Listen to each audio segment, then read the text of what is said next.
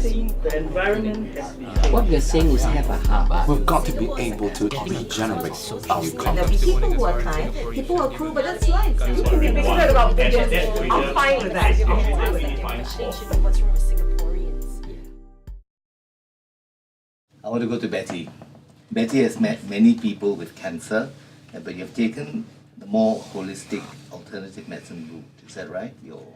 Yes, and these are long-term survivors, Yeah. and basically the cause and the cure have been found about 80 years ago, and cancer wasn't even rampant then, and the underlying causes would be the petrochemicals around us.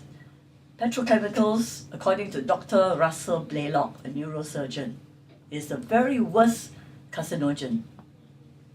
And then you've got chemicals like dioxin and all that. And now in Singapore, we have so many construction vehicles, we have so many vehicles, we have fogging. No wonder, allergy. What fogging? Fogging for killing mosquitoes? Yes, it doesn't work also. The NEA has admitted that, and I've been trying to fight them, but because it's big money. So everything is at the end of the day, it's money, money, money. Dr. Samuel Epstein also has been saying this. Cancer is a growth industry, and it's unstoppable because it's an industry that's growing, and a lot of people are benefiting from it.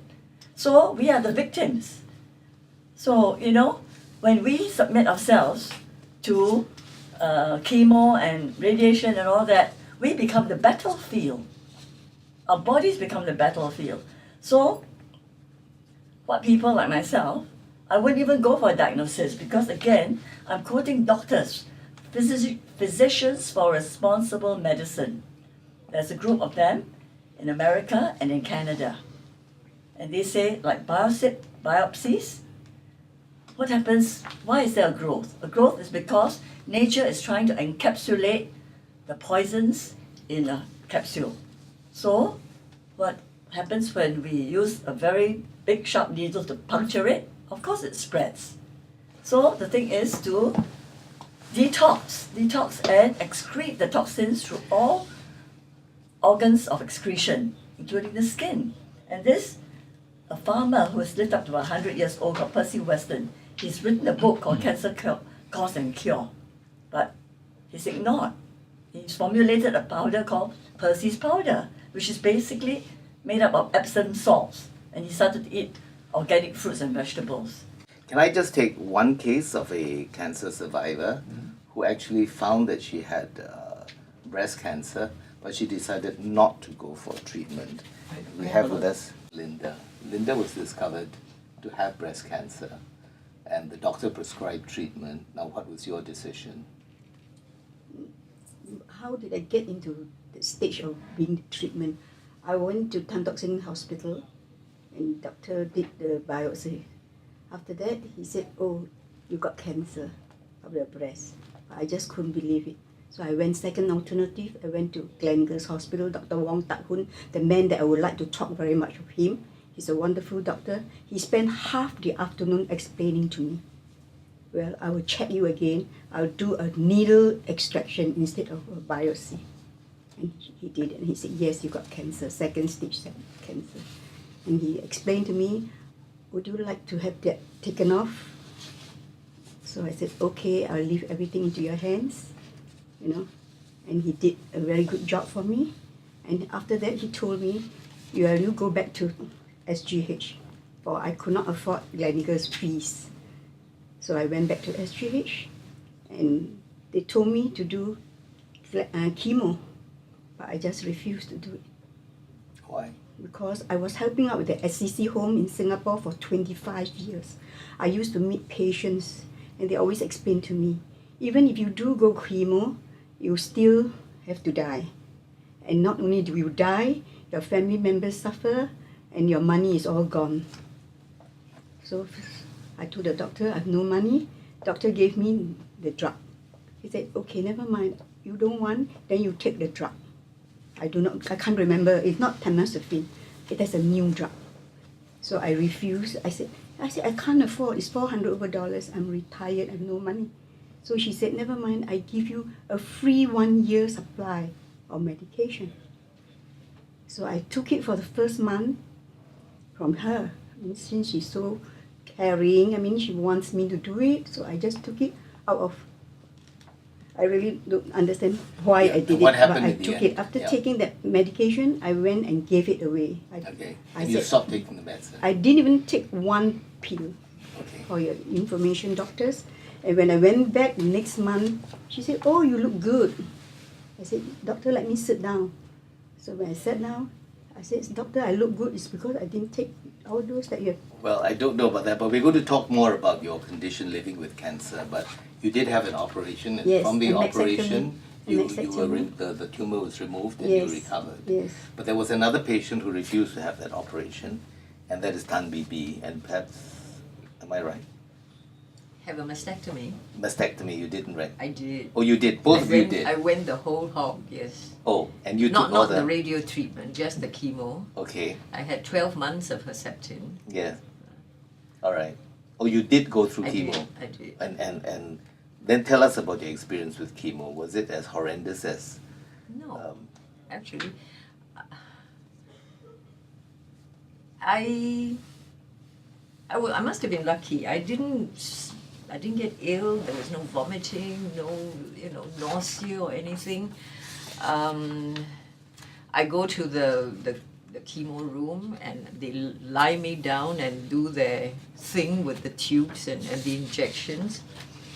And then maybe 3 hours later, shorter as we went along, but initially it was like 3 hours, they would have given me something to make me sleep. And so there was a time when they left me to sleep on for an hour and a half. When I woke up, I was ready to drive myself home. When somebody discovers they have cancer, when you discovered you had cancer, what was your first reaction? Well, as for me, I was quite numb already because after helping for 25 years at the Assisi Home. Assisi Home is a hospice. Yeah, it's a hospice. Looking after people with Yes, terminal yes, illness. so I visit them very often. So I got a lot of messages from them. A lot of, they taught me what to do and what not to do. So when the word cancer was placed in front of me, I was like very brave, I said, okay, I'll just go back to what they had told me, what not to do and what to do, that kind of a thing. I was not fearful. So I How always did your believe- family react? Oh, I've got only one daughter and one husband, and I've got no brothers and sisters, so I didn't consult any of my husband's side and all those things. I just kept everything to myself. I did everything on my own, to be very true. Without telling your daughter and husband? No. Because I don't want to, if I tell them, I've got more decisions to make and more complication for myself, because I really set my mind after helping them all these years. As I went along, I kept telling myself. But that's very courageous. I don't think that's typical though. In your case, what were your first reactions when you discovered you were told you had cancer, Bibi? I think I was in a daze. I was very calm, and I seemed to be very practical to go about it, in a very practical manner. But looking back now, I think I was just in a daze. Okay, and did you tell your family members? Yes. And what was their reaction? I felt so loved in those days. My family, my friends, I have 2 sons, 2 goddaughters, and probably 3 friends. But they all loved me, and I felt so treasured. They couldn't do enough for me. I think that's what saved you. It's actually Yeah. extremely The important. emotional In fact, health. Emotional, yes, exactly. very, very important. In fact, the family support, the loved ones, is key to one's healing. Well, Yeah. I was talking about the energy field. Yes. Love is the energy field. Yes. That is the stuff that changes your genes and changes the rest. It's a chain reaction. Because for my case, I'm very different. Because when I was 3 years old, I do not have a father. So I had been doing everything on my own decision. And I didn't want, my daughter was very young at that time, so I didn't want to tell her. Because she was like 20, So better keep quiet. Because then sometimes if you were to tell them something, they give you another decision, you will get lost. You really don't know what to decide. So anyway, my principle of just being with those cancer patients, okay, I'll not do this, I'll not do that. So he has, But were you told what to do? yeah, Dr. Wong Tak Hoon, I told you, the doctor that I will always proclaim his name white and clear. I remember his name till the day I die. Because he explained so many things to me. He spent half a day, I don't think any doctor will, at Gleneagles will spend half a day talking to a patient. What about the people at the hospice? Did they tell you what to do? Yeah, they told me don't go for chemo, don't go for this, don't do that. Well, thank you for sharing your personal stories with us. I would like to move to another area now.